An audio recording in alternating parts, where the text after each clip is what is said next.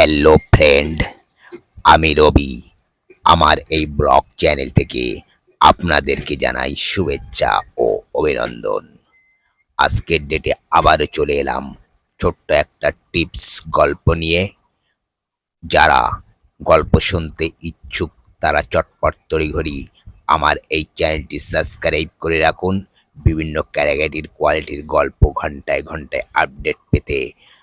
আর বেশি কথা না বাড়িয়ে চলে যাব আমরা সেই বিংশভূতের গল্পের শিরোনামে। আসুন এক পলক আমরা সেই গল্প শুনে আসি। শিবনগর গ্রামে ভূতের উপদ্রব খুব বেড়েছে। বিশেষ করে গ্রাম থেকে ডোমকুল যাওয়ার রাস্তার পাশে মাঠের মধ্যে যে বড় বাঁশঝাড়টা আছে, সেখানে একদল বদখড় ভূত পেতনি আস্তানা গড়ে গেড়েছে। আঁধার রাতে একা একা কোনো পথচারীকে পেলে নাস্তানাবোধ করে ছাড়ছে। ছোট ছেলে মেয়ে পেলে তো তারা আরো মজা করে তাদের ঘাড় মটকাচ্ছে। ভূতের ভয়ে রাতের বেলা একাকী ওই পথ দিয়ে হাঁটা একদম বন্ধ হয়ে গেছে। এদিকে গ্রাম থেকে ডোমকুল যাওয়ার আসার এই একটি মাত্র পথ। আশপাশের মধ্যে ডোমকুলে একটি মাত্র বাজার। প্রয়োজনে অপ্রয়োজনীয় গ্রামের লোককে বাজারে যেতেই হয়। অপ্রয়োজনীয় যাওয়া বন্ধ করা যায়, কিন্তু প্রয়োজনে যাওয়া বন্ধ করবে কি করে? কারো বাজার করতে গিয়ে দেরি হয়ে গেছে, তাকে বাড়ি ফিরতেই হবে। কারো বাড়িতে রাত্রিতে হঠাৎ অসুখের বাড়াবাড়ি, তাকে ডাক্তার ডাকতে যেতেই হবে। কারো স্কুলে পুরস্কার বিতরিত করতে হবে, দেরি হয়ে যাচ্ছে, তাকে বাড়ি ফিরতেই হবে। কারো যুক্তি করে বাজারে গিয়েও কি করে যেন বন্ধুর সঙ্গে ছাড়াছাড়ি, তাকেও একাকী বাড়ি ফিরতেই হবে। আর ভূত পেতনিগুলো ঠিক তখনই ওদের ধরবে। ধরার জন্য পেতনিগুলো দারুণ এক ফন্দি বের করেছে। কিরকম ফন্দি? গ্রামের শিব মন্দিরের পুরোহিত বৃদ্ধ রামকরম ভট্টাচার্য জিজ্ঞেস করলেন, সমবেত লোকেদের মধ্যে সময় মঙ্গল বেশ সুচিয়ে কথা বলতে পারে? সকলের পক্ষ থেকেই সেই উত্তর দিল, বাঁশঝাড়ের যে কয়েকটা বাঁশ রাস্তার ওপরে হেলে আছে, পেতনিগুলো তার ওপরে সাদা কাপড় পরে বসে থাকছে। দেখনি? থা থা থা থা তো ফন্দি। ভট্টাচার্যই হাসতে হাসতে আবার জিজ্ঞেস করলেন, তা ফন্দিটা কি, সেটা তো বলো। সময় রোমেনকে না দিয়ে থামিয়ে দিয়ে বলল, এই রমেন, একটু থাম না বাবা, আমি বুঝিয়ে বলছি। এই কয়েকটা বাঁশ তো রাস্তার ওপরে নুয়ে আছে। রাস্তা দিয়ে আসতে হলে বাঁশটা উঁচু করে তুলে নিচে গিয়ে গেল আসতে হবে, নয় নিচের দিকে চেপে ধরে ডিঙিয়ে আসতে হবে। এত ফন্দির কি হলো? নিচু হয়ে গেলে আসতে গেলেই পেতনিগুলো বাঁশের উপরে চড়ে চেপে ধরছে। আবার বাঁশের উপর দিয়ে ডিঙিয়ে আসতে গেলে বাঁশ সমেত চংদোলা করে তুলে ধরার,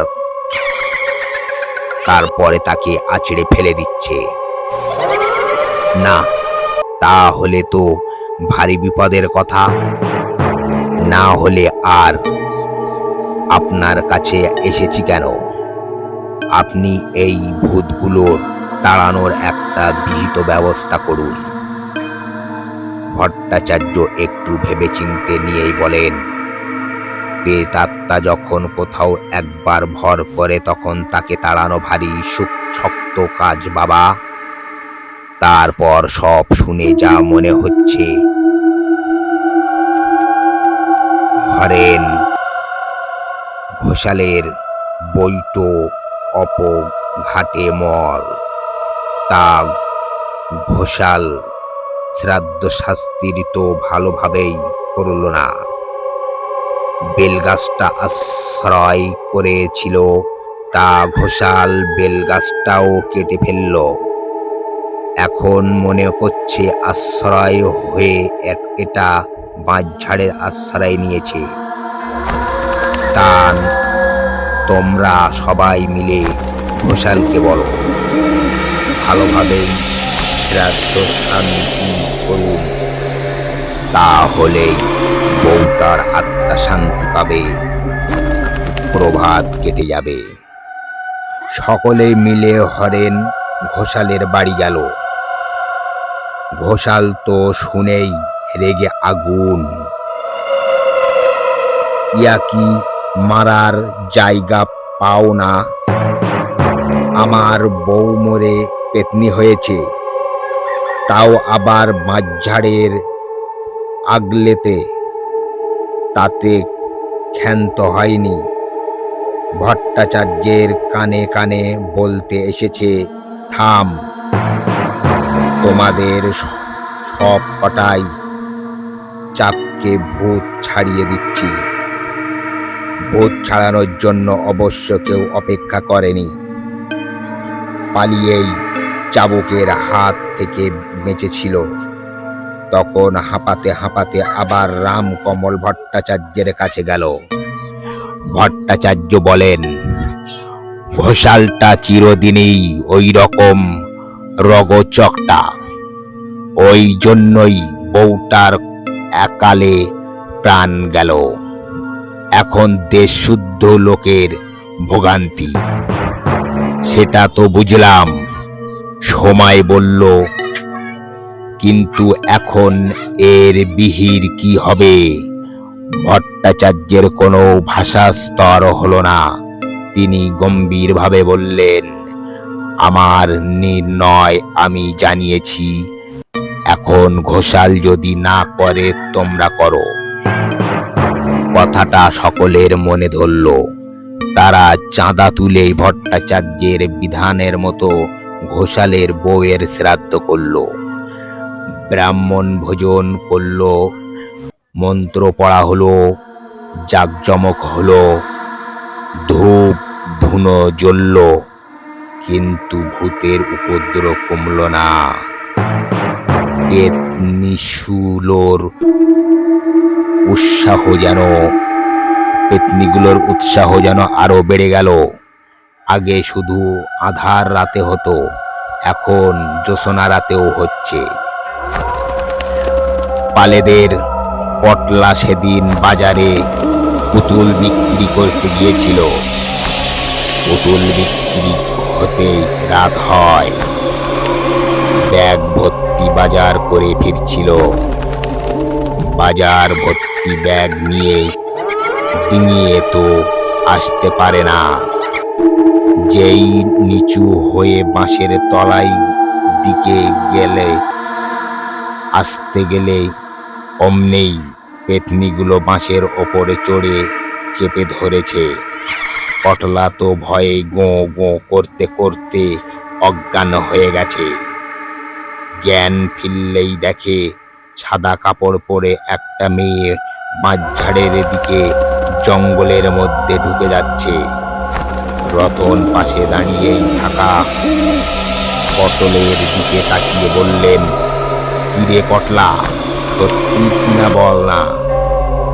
একদম সত্যি, পটল শপথ করে বলল। পেতনিটার গায়ে সাদা কাপড় ছিল। কি করা যায়? ওদিক থেকেই তোতলা রমেশ বলে উঠল, ও ওঝা। পাশের গ্রাম কালুপুরের কেউ কেউ বলে আগে নাকি ওই গ্রামটার নাম ছিল কালীপুর। ফাঁকু ওঝার কথা রমেশ আগেও কয়েকবার তুলেছিল, কেউ গুরুত্ব দেয়নি। ভট্টাচার্যের বিধান ব্যর্থ হওয়ার পর গুরুত্ব না দিয়ে আর কোথাও উপায় ছিল না। সময় সায় দিল, দেখাই যাক না। রতন, তুই একবার যা। রতন গিয়ে ফাঁকুওয়ালাকে ধরে নিয়ে এলো। ফাঁকুওয়ালা তার কোলাই ঘুড়ি, ইয়া বড় বড় গোঁফ দাড়ি, মাথায় ঝাঁকুয়া চুল আর কাঁধে একটা ময়লা মতো ঝুলি নিয়ে এসে বাঁশঝাড়ের পাশে রাস্তার ওপরে বসে ঝুলির মধ্যে থেকে একটা ওটা বের করতে লাগলো। বাচ্চা ছেলে মেয়েরা ঘিরে ধরে ভূত কেমন জানতে চাইছিল। ফাঁকু ওঝা বলল, ভূত পেতনি বলে কিছুই নেই বাবা সকল, ওড়না সব পরিছরি। পৃথিবীতে আমাদের যেসব সৃষ্টি হয়েছে তেমনি ওদেরই সৃষ্টি হয়েছে। এই বাঁশঝাড়ে দেখছি একদল ভূতের আসর পড়েছে, তাহলে কি হবে? আমি এমন দোয়া পড়ব সবাই পালাবে, কিন্তু আপনি চলে গেলেই তো আবার আসবে সে গুলেবালি। আমি সমগ্র গায়ের সীমানা বন্ধ করে দিয়ে যাব। কেমন করে দেখোই না। ফাঁকু ওঝা কিছু বাঁশের শুকনো পাতা এবং খড় ধুলো জড়ো করে আগুন জ্বালালো। ঝুলি থেকে একটা ঝাঁকুর মতো কি যেন বের করে দোলাতে থাকলো। সঙ্গেই সঙ্গেই চোখ বন্ধ করে বিড় বিড় করতে থাকলো।